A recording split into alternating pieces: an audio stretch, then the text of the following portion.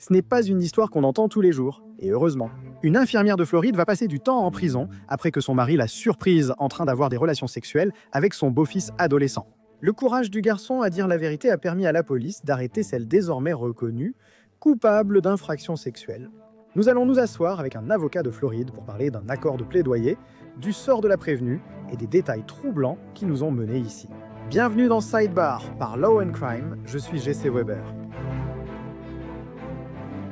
Alexis Von Yates, infirmière de 35 ans ayant travaillé dans le comté de Marion en Floride, passera 2 ans en prison puis une longue probation après avoir agressé sexuellement son beau-fils de 15 ans. Au tribunal cette semaine, avant la condamnation de Von Yates, la mère de l'adolescent l'a traité de lâche et de pédophile incestueuse pour avoir abusé du garçon durant son séjour chez son père à Ocala. Pendant l'été 2024, un affidavit déposé au tribunal en novembre contenait ce qu'on ne peut décrire que comme des détails explicites et écœurants que l'adolescent a fournis aux enquêteurs après avoir finalement raconté à sa mère ce qui s'était passé à son retour à Washington, district de Columbia maintenant. Pour parler de cette affaire, pour discuter de la condamnation de Von Yates, je souhaite faire intervenir une autre Alexis, l'avocate de Floride, Alexis Rosenberg. Ce n'est pas votre prénom qui a motivé notre choix, mais bien votre spécialisation dans ce domaine. Je ne sais pas quelle partie de cette affaire est la plus choquante. Le fait que Von Yates ait apparemment séduit son beau-fils de 15 ans, que son mari, le père du garçon, les ait surpris en plein acte et qu'il ait encouragé son fils à ne rien dire à personne. Quelle est votre réaction ? Toute cette histoire est troublante que la belle-mère ait pu faire ça. Et le fait que le père arrive et conseille à son fils de ne rien dire, je veux dire, on pourrait penser que la première réaction du père serait d'appeler immédiatement la police ainsi que la mère de l'enfant et d'informer, tu sais, les deux parties de ce qui venait de se passer. Et c'est assez remarquable d'y penser. Et maintenant qu'elle a été condamnée, ce n'est pas. C'est une situation très différente. Je vais évoquer son permis d'infirmière dans un instant. Mais si vous n'avez pas suivi l'histoire, je vais vous donner un bref résumé des accusations que cette adolescente avait portées.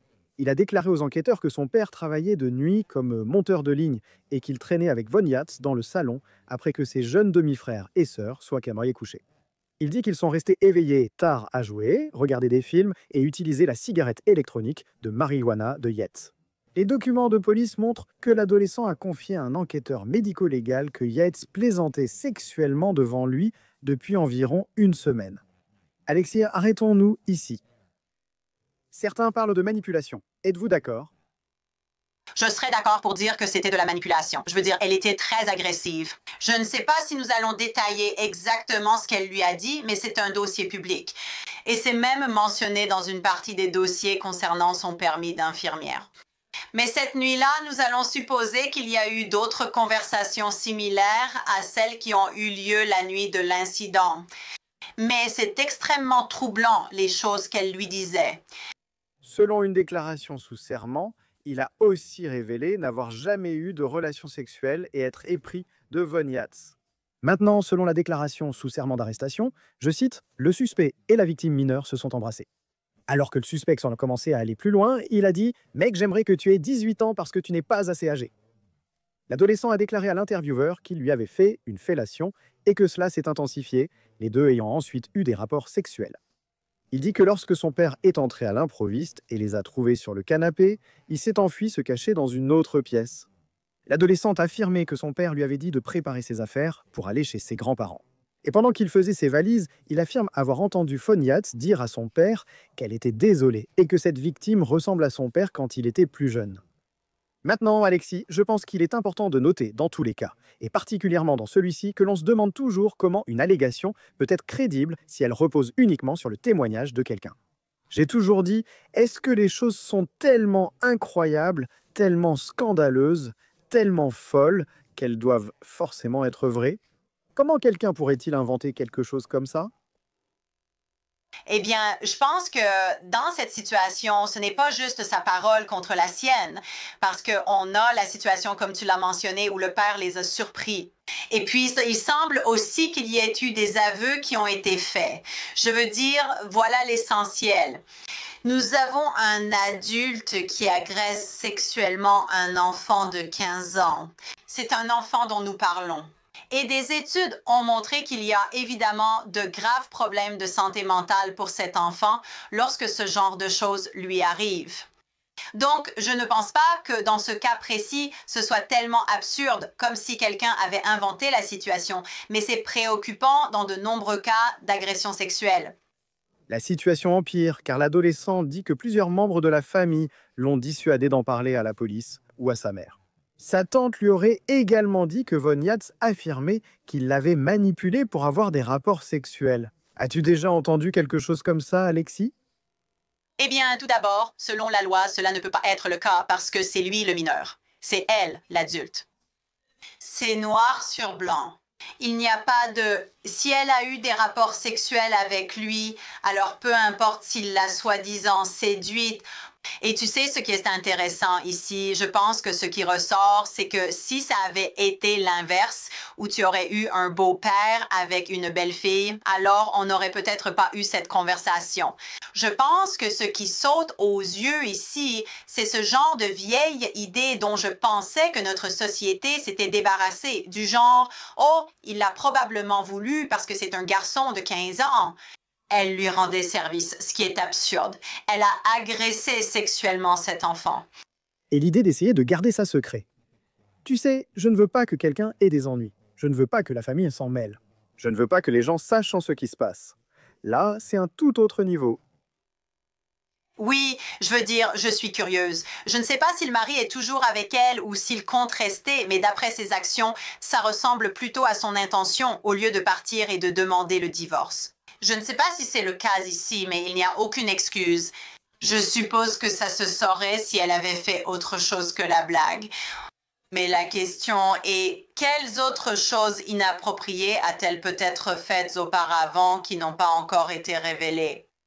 Oui. Donc, lorsque la police l'a arrêté en novembre, selon la fille il est écrit que Yates a indiqué qu'elle ne souhaitait pas me parler sans la présence d'un avocat, mais qu'elle a fait plusieurs déclarations non sollicitées, affirmant qu'elle pensait que, puisque le département de la famille et des enfants avait clos leur dossier, elle était hors de cause, disant que l'incident était tellement accusateur, essayant de rejeter la faute sur l'enfant victime. Von Yates a été libéré sous caution de $10 000 jusqu'au 16 septembre, date de sa condamnation. Et les procureurs avaient initialement requalifié ces accusations en agression sexuelle par une personne en position d'autorité familière, ce qui constitue un crime au premier degré et est passible d'une peine maximale de réclusion à perpétuité. Mais elle a choisi de plaider coupable à une accusation moindre d'attentat, à la pudeur et de batterie lascive sur un enfant âgé de 12 à 16 ans. Cet accord de plaidoyer a été conclu après que le juge a décidé plus tôt cette année d'autoriser la déclaration de la victime, faite après l'agression lors du procès. On peut deviner Alexis, non? Elle a sans doute senti qu'elle perdait. Je vais tenter de trouver le meilleur accord. Les affaires criminelles se règlent souvent par des accords de plaidoyer, comme nous le savons tous. Donc ce n'est pas inhabituel. Ce qui est inhabituel dans cette affaire en particulier, c'est d'abord que nous avons eu une requalification majeure de l'accusation. Donc, on passe d'une agression sexuelle pour laquelle elle risquait la prison à vie à un acte lubrique et lascif dont la peine maximale est de 15 ans. Donc ça, c'est la première chose. Ensuite, il y a un barème quand vous êtes condamné. Et nous avons eu une réduction majeure sur ce barème. Donc, ce qui s'est passé, c'est que le juge, ce qu'il est censé faire, c'est d'avoir une conversation où le procureur est aussi censé avoir une conversation avec les victimes. Que ressentez-vous à propos de ce plaidoyer? Et ce qui s'est passé, c'est que la mère de ce mineur était très inquiète que son enfant doive témoigner devant un tribunal ouvert. Maintenant, en Floride, beaucoup de gens ne savent pas qu'un mineur devrait témoigner devant un tribunal ouvert. L'affaire dont nous parlons ici a attiré pas mal d'attention médiatique. C'était aussi, vous savez, sur les réseaux sociaux. Et la mère était extrêmement inquiète à l'idée que l'enfant doive témoigner à la barre et revivre ce qui lui était arrivé. Donc la mère ainsi que l'enfant étaient d'accord avec le plaidoyer. C'est pourquoi la juge qui aurait pu rejeter ce plaidoyer ou décider d'aller au procès a agi ainsi. Mais c'est pour cela que, dans ce cas particulier, la juge a accepté ce plaidoyer, ce qui fait que 2 ans pour ce qu'elle a fait, c'est vraiment très minime. Je suis d'accord parce que, d'après ce que j'ai compris, comme tu l'as dit, selon la loi de l'État, cette victime aurait dû témoigner et être contre-interrogée. Monter à la barre, en général, est déjà difficile et peut être très stressant. Mais devoir subir un contre-interrogatoire, voir ton témoignage remis en cause, un avocat t'accusant de mentir ou d'inventer les faits. Écoute, les gens diront qu'elle devrait passer des décennies en prison. Mais dans l'intérêt, peut-être que tu mets l'intérêt de la justice de côté et tu réfléchis à l'effet global ici, et tu penses aux bénéfices pour cette victime de ne pas avoir à traverser ça. C'est difficile de dire si c'est la bonne conclusion. Je veux dire, à mon avis, c'est le jugement de la victime. Et c'est pourquoi la procureure est allée parler à la mère et à la victime pour leur demander ce qu'elle voulait et ce qu'elle pensait. La justice. Je pense que la mère et la victime voudraient qu'elle reste plus longtemps en prison, mais elle y va tout de même. De plus, comme tu l'as mentionné auparavant, elle était infirmière. Elle est en train de perdre définitivement son permis. Parlons-en. Selon Ocala News, dans une ordonnance approuvant l'accord de plaidoyer, le juge a écrit « La plupart des gens n'ont jamais vu l'impact négatif que le témoignage public peut avoir sur un enfant devant raconter les détails privés de sa vie lors d'un procès. Ce tribunal a eu cette opportunité, et cet impact ne peut être surestimé. Cet impact aurait sans aucun doute été amplifié dans la présente affaire, où le contenu du témoignage de la victime aurait été rendu public de manière profonde, étendue et permanente. L'ordonnance a indiqué que la plaidoirie de von Yatz avait évité à la victime l'exposition, l'embarras et la retraumatisation liés à l'obligation de raconter les moments les plus intimes de sa vie. Alors, que signifie cette plaidoirie pour elle? Encore 2 ans de prison, 10 ans de probation, 200 heures de service communautaire au service de contrôle des déchets solides du comté de Marion. Elle doit s'enregistrer comme délinquante sexuelle et éviter tout contact avec la victime pendant sa peine. Alexis, avant d'aller plus loin, sa vie après la prison ne sera pas une partie de plaisir. Qu'observez-vous généralement pour les personnes après leur sortie de prison?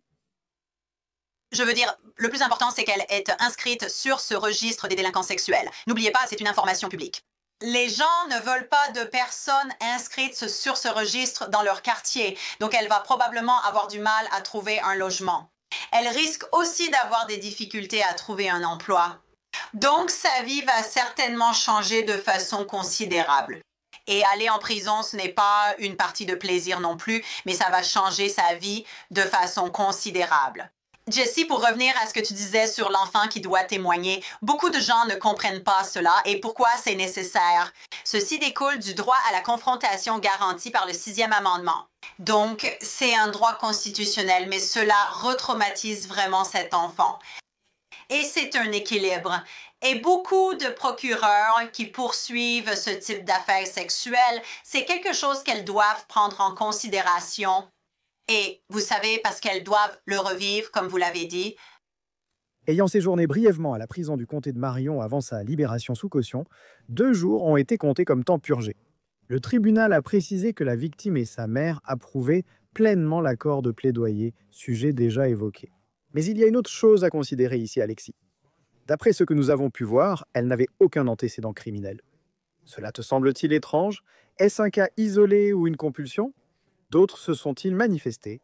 Il faut bien que ça commence quelque part. Mais tu sais, en même temps, quand tu parles de quelqu'un qui a commis un crime, parfois ces personnes mènent une vie respectueuse des lois et puis un jour elles commettent un meurtre. Donc ce n'est pas surprenant. On a déjà vu ça, mais est-ce que ça t'étonne ici de ne rien voir d'autre? Ça ne me surprend pas. Je pense que ce qui rend cette situation un peu différente, et ça ne devrait pas l'être, comme je l'ai déjà dit, c'est que c'est la femme qui est l'auteur de l'agression sexuelle sur un garçon.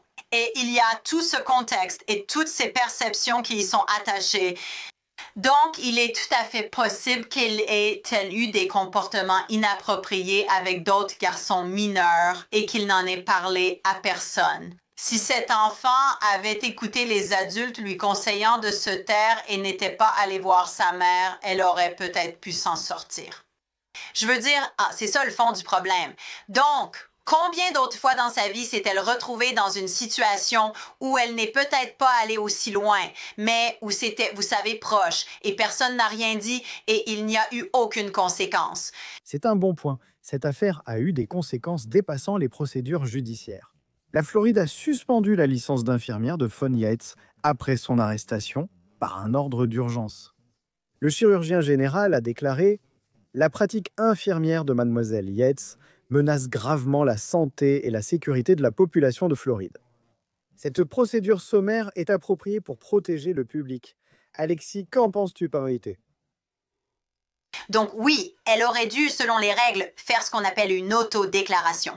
Donc, lorsqu'elle a été arrêtée, elle aurait dû s'autodéclarer. Donc, cela vient appuyer un peu son mode opératoire. Vous voyez, elle se dit « Oh, ils ne vont pas le découvrir. J'ignore ses intentions, mais elle ne s'est pas déclarée, ce qui a entraîné leur suspension d'urgence. » Pour l'instant, ce n'est qu'une suspension. Donc, il y a maintenant une procédure pour lui retirer définitivement ou révoquer sa licence. Et je pense que ça va être une formalité parce qu'elle a maintenant été condamnée. Donc, en d'autres termes, vous ne voyez pas de possibilité pour qu'une fois qu'elle sera sortie de prison, elle puisse récupérer une licence d'infirmière en Floride ou dans un autre État. Elle pourrait refaire une demande, mais je ne pense pas qu'ils vont l'approuver dans ces circonstances, car il y a vraiment des raisons de dire qu'elle représente un danger pour le public. Et c'est en quelque sorte le critère qu'ils vont examiner. Vous savez, est-ce qu'elle représente un danger? Il y a des circonstances où quelqu'un peut être reconnu coupable d'un crime et peut quand même conserver son permis. Plusieurs options existent. Ils peuvent imposer des restrictions et assurer une surveillance. Le conseil d'attribution des licences peut prendre d'autres mesures. Mais dans cette situation, surtout avec cette condamnation à ce stade, non, je pense qu'ils vont révoquer définitivement sa licence. Et même si elle essaie de faire une demande, je ne pense pas qu'elle pourra la récupérer dans aucun État. Elle devrait révéler à tout autre État que sa licence a déjà été suspendue en urgence à ce stade et elle devrait également déclarer si elle a été définitivement révoquée. Si elle ne le faisait pas une fois qu'ils l'auraient découvert, cela suffirait à eux seuls pour ne pas lui rendre sa licence.